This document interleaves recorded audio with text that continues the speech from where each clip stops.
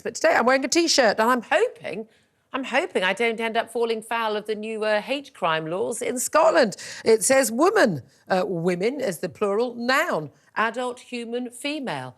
I mean, the statement has previously got an awful lot of people in trouble because apparently anyone could be a woman if they just say, oh, I'm a woman today, then they are a woman. That appears to be what many people on the, I would say, the woke left, the Labour, SNP, Lib Dems, and indeed many in the Tory party astonishingly seem to believe these days.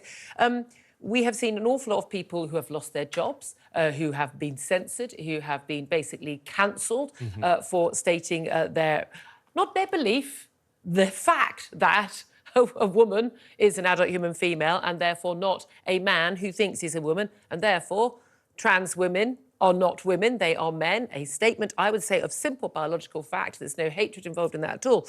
However, under new hate crime laws that came into force yesterday in Scotland, we are told, including by a Scottish minister, that actually stating that a trans woman, i.e. a man, is a man, could be in breach of that law and at the very least could get you investigated by the police, and it could even lead to a record, a non-crime hate incident, or even a criminal record. Well, JK Rowling, the wonderful Harry Potter author, who has been a fantastic person on this issue, she challenged Scottish police to use the new hate crime laws to arrest her when she returns to Scotland after a holiday she's currently on for Easter, after her views on transgender issues. And she simply tweeted very, very, very clearly that I look forward to being arrested when I return to the birthplace of the Scottish Enlightenment, and made it very, very clear that people who have been called trans women, including rapists like Isla Bryson and others, are simply men in women's clothing.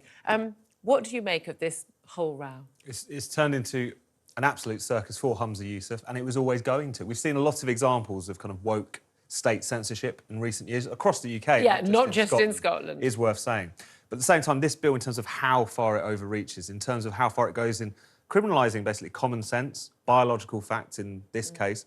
And this was a law that was pushed through by Humza Yousaf when he was Justice His fingerprints Secretary are all over in Scotland, and now he's First Minister. Absolutely. And people are forgetting about just how extensive it is. This applies to materials that might be in your possession. This isn't just something that you're saying out in public. There's obviously the abolition of the dwelling defence in relation to things you say in your own home. Because even within our UK system, where you have hate speech laws and whatever, there is this understanding that if you're saying something around the dinner table or in your own home, how can that be something which should be encroached upon by the law? That's done away with in terms of this legislation. So your kids can knock on you, basically? Exactly. You know, your grandmother's round with slightly fruity views, that could be a problem if someone reports it to the police. This is insane. And I think what we're seeing with this backlash, which was always going to come, has been fantastic, is they're almost calling Humza Yousaf and the state's bluff. They're saying, if you really want to go this far, you can't lock up all of us. And I think what's been great about all of this campaigning and activism led by JK Rowling and others is that it's showing how absurd as well as how authoritarian this absolutely. I mean, and it is absurd because it is. I mean, when people use the phrase Orwellian, I mean, it's overused, but oh my God, this really is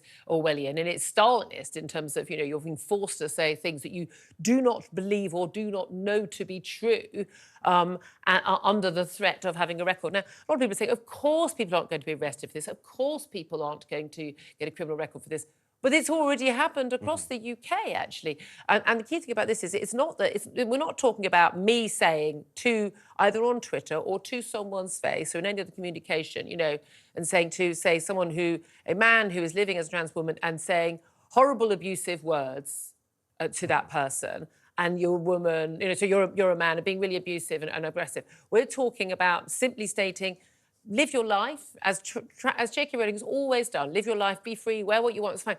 But you're not a woman. You're a man, and you cannot change biological sex. Biological sex is immutable. So that I won't accept that you are a woman, and therefore I won't accept that you're allowed access to women's safe spaces. This is the crucial thing. People say, it doesn't matter to you. Well, it does when you're in the toilets. It does when you're in a changing room. It does if you're in a hospital ward. It does if you are in a women's refuge, or if you're going to seek help for domestic violence. And it does if you are behind bars, as JK Rowling one day may be. And you could have a rapist, a male rapist put in with you who suddenly claims after he's charged that he's a woman. So it does matter to women. But the crucial thing about this is you cannot be abusive. You cannot have said anything that the average person in the street wouldn't even bat an eyelid at.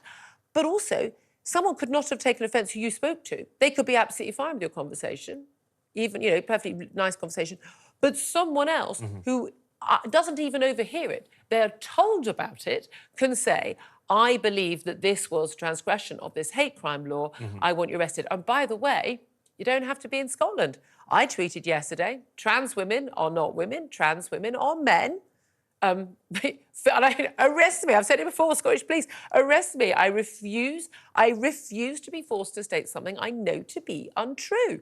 And if it is necessary that I have to go to prison to hold up, then so be it. JK Rowling feels exactly the same way, so do all of the other female campaigners and many men as well. But the crucial thing is, you could end up in prison, in theory. You'll certainly be likely to end up with a hate crime, a non-hate crime incident record. And we've seen this, haven't we, with Murdo Fraser, a Scottish MP, who the Free Speech Union had to get involved to basically expunge his record. And people are getting records. They've got it. They don't even know it. They're applying for jobs when the employer is looking for their record. This comes up. Absolutely. And it's one of those things where you can't help but think that maybe this is just going to collapse under the weight of how absurd and Kafkaesque and authoritarian. They can't arrest all of us. No, exactly. But it's